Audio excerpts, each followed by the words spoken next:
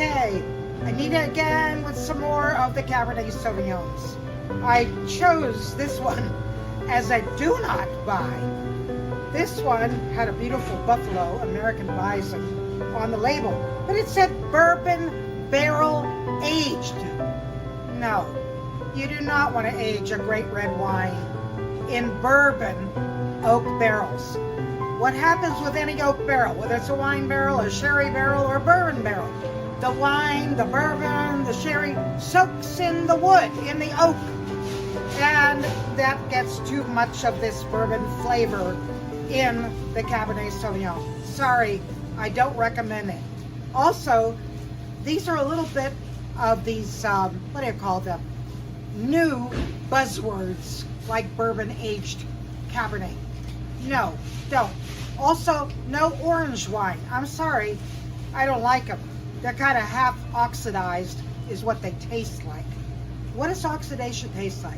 Well, when a white wine gets too old, it starts to turn brown and it tastes like a rot gut cherry. Yeah, that's right. And when a red wine gets too old, it just turns to vinegar, which I'm going to mention. We're in a grocery store. I was asked, how do you make red wine vinegar? They sell the Bragg's, B-R-A-G-G-S, apple cider vinegar. It has the mother culture to turn red wine into red wine vinegar. The mother culture is a little bit cloudy. You could use a cup of that Bragg's cider vinegar with the mother culture in it. Otherwise, you'd have to buy a mother culture on like Amazon or whatever. And you use a cup of that Bragg's apple cider vinegar with the mother culture into a 3/4 bottle of red wine. In a wide mouth bottle, you let it sit there for a couple of weeks, and eventually it will form a film on the top of the wine, and that film will drop to the bottom of the red wine vinegar. Natural, all natural. You can filter out, if you want, with cheesecloth or whatever, you could filter out that little bit of film. But you don't need to, because you could keep adding. You could keep adding red wine when you don't finish a bottle. But I don't know. I taught wine school for 33 years. Most of my graduates finish the bottle because they know better. They do not open a bottle of these great reds without company to share it with. Otherwise, it's kind of a waste. I'm going to put this back wherever I didn't find it. That's all right. And I'm going to use my pointer because up here we have some of the greatest Napa Valley Cabernet Sauvignon. And the prices are not that outrageous, but they are higher. Gurkha Chills. What do we have here? Stag's Leap Wine Cellars. Oh, one of my favorites. They moved it from the back of the wine department here. Camus from the Wagner family is from Rutherford, the Rutherford district in Napa. So it will have that allspice Rutherford dust in the finish.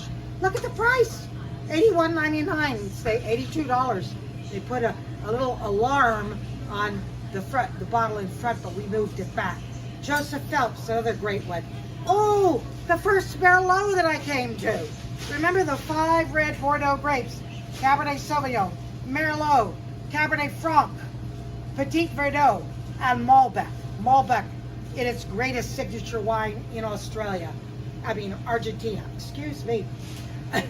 Rodney Strong, Merlot, a very nice Sonoma County Merlot. Merlot is a softer, mid-palate range wine. It's always blended with the Cabernet Sauvignon to kind of take the tannic edge off Cabernet. Cabernet Sauvignons are big blockbuster wines. They are concentrated wines in the middle range of the taste. Whereas Merlot, they call it the red wine with the hole in the middle because it has kind of a little bit waters out there in the middle, and then it picks up some nice red fruit flavor in the end. So we're moving along here, more Josh, more, oh, look at the Markham. That's a nice vineyard as well. No, lovely Merlot, the Markham, from Napa Valley as well. Look at Rutherford Hill, like the Camus. It's also from Rutherford in the middle of Napa Valley. that Rutherford dust soil produces that allspice in the finish. Ladies know what allspice is. When you're baking for Thanksgiving, a pumpkin pie or whatever, you're going to use nutmeg or cinnamon. Allspice is one of those spices like the cinnamon and the nutmeg. Decoy, well, and duck corn. Duck corn makes one of the most famous Napa Valley Merlots. Duck corn. The decoy is their second label. I don't like it as much as I like the regular duck corn. The price difference is there.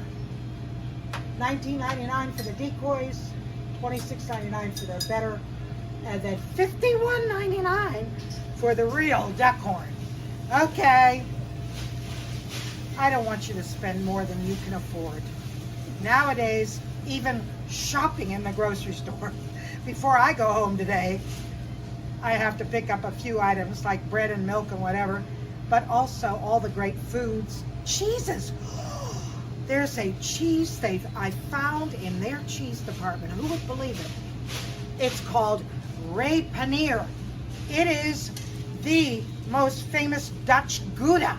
It comes in a little wedge with a little tag hanging from it, and explains it's made in a 100-year-old warehouse, totally pristine though, on the river there.